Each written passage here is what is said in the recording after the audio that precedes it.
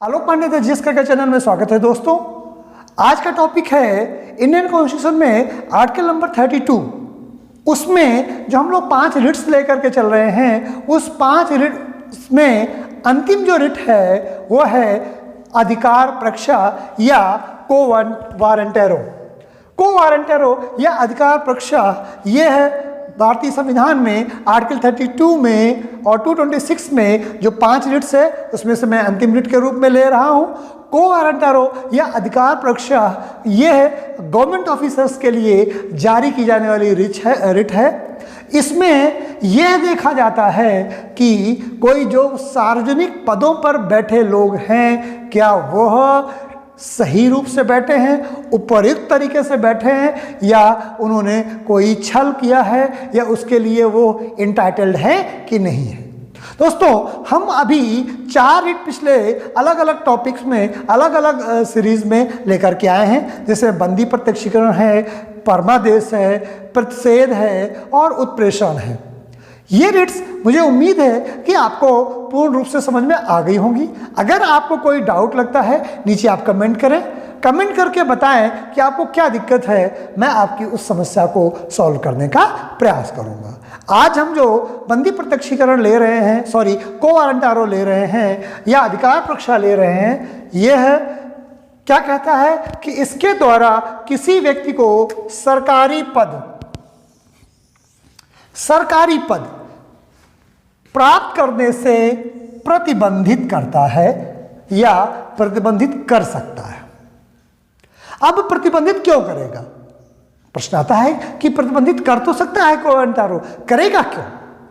इसलिए करेगा क्योंकि सार्वजनिक पद पर जो बैठा व्यक्ति, यानी डीएम है, एसपी है या एसएसपी है, एसडीएम है, तहसीलदार है, कोई भी सार्वजनिक जो पद है उस पर बैठा व्यक्ति उसकी वैध है कि नहीं है। किसी ने फ्रॉड करके, चीटिंग करके, धोखा करके पद को प्राप्त तो नहीं कर लिया है, पहला। दूसरा, क्या वो एलिजिबल है? अगर वो एलिजिबल नहीं है तो भी उसके खिलाफ को वारंटेरो। ये नहीं है कि को वारंटेरो में केवल चीटिंग का ही केस चलेगा, उसकी एलिजिबिलिटी, उसकी वैधता का केस। जैसे एक एग्जांपल लेते हैं, मानते किसी गवर्नमेंट जॉब में एज 62 ईयर है मैक्सिमम, किसी सार्वजनिक पद पर, किसी संस्था पर, किसी कमेटी पर या किसी कॉन्स्टिट्यूशनल पोस्ट पर बैठने की अधिकतम 62 साल की उम्र तक वो पोस्ट में रह सकता है, और वो 65 साल की ईयर तक उस पद पर है, तो 62 साल के बाद उसकी जो वैधता है वो वैधता शून्य हो जाएगा। जैसे वो व्यक्ति 62 ईयर का होगा, 63, 64, 65, 63 किसी भी ईयर पे जाते ही उसकी जो वैधता पर प्रश्न लग जाएगा। यानी अगर वैधता भी देखें तो वो 2 तरीके से है। एक तो वो व्यक्ति कोई फ्रॉड करके, अगर हम देखें कि वैधता जो है वो भी 2 प्रकार से है। पहला है कि कोई फ्रॉड करके तो नहीं आया, और दूसरा है कि कहीं उसकी उम्र जनित या और किसी योग्यता जनित कमी तो नहीं आ गई है। इन दोनों कारणों से उसमें को वारंटेरो को हम जारी कर सकते हैं।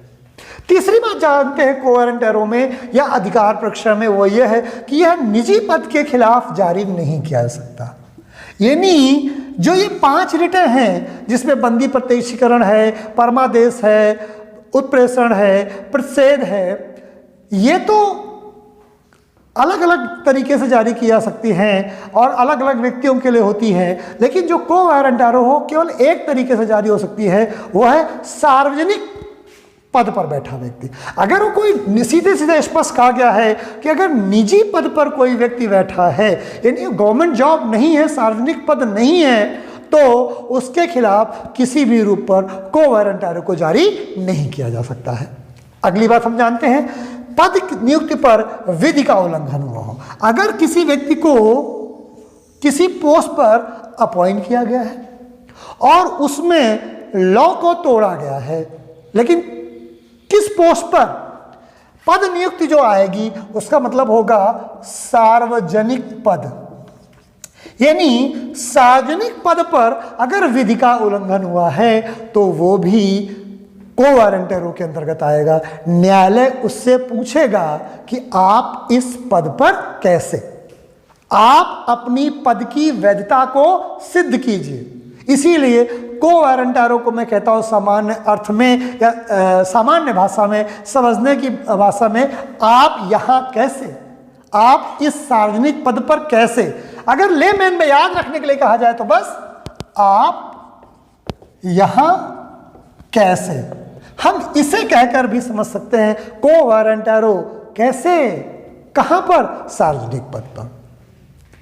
अब कैसे में उसकी लीगैलिटी की बात होगी, उसकी अपॉइंटमेंट में कोई उल्लंघन तो नहीं हुआ है, उसकी एज फैक्टर में कहीं कोई उल्लंघन तो नहीं हो रहा है। ये अलग अलग फैक्टर हो सकते हैं, लेकिन एक चीज कॉमन रहेगी। वो चीज कॉमन क्या है कि वो जो पद है सार्वजनिक होना चाहिए तथा उसका जो उल्लंघन है उस सार्वजनिक पद में विधि का या उसकी का उल्लंघन होना चाहिए, उसकी लीगैलिटी का उल्लंघन होना चाहिए। इल्लीगल तरीके से, वो चाहे उम्र जनित इल्लीगैलिटी हो, चाहे वो और किसी फ्रॉड के तरीके से इल्लीगैलिटी हो, या किसी भी तरीके से इल्लीगैलिटी हो, इल्लीगैलिटी अगर की गई है तो कोवेरेंट एरो को अधिकार परीक्षा को जारी किया जाएगा।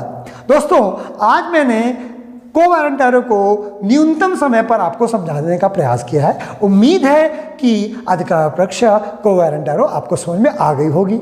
इस तरह से आर्टिकल 32 या ये कहें 226 या ये कहें 32 एंड 226 दोनों के लिए जो 5 तरह की रिट जारी की जाती हैं, मैंने 5 तरीके के रिटों को अलग अलग टॉपिक में अलग अलग तरीके से आपको बताने का प्रयास किया है, जिससे पढ़ते समय आप एक समय पर एक ही रिट को अध्ययन करें और अधिकार परीक्षा और उत्प्रेषण को पहले अलग अलग पढ़ें, फिर एक बार उसे सुने और दूसरी बार उसे सुने, जिससे अधिकार परीक्षा और उत्प्रेषण में आपको अंतर और अच्छी तरह से क्लियर हो जाए।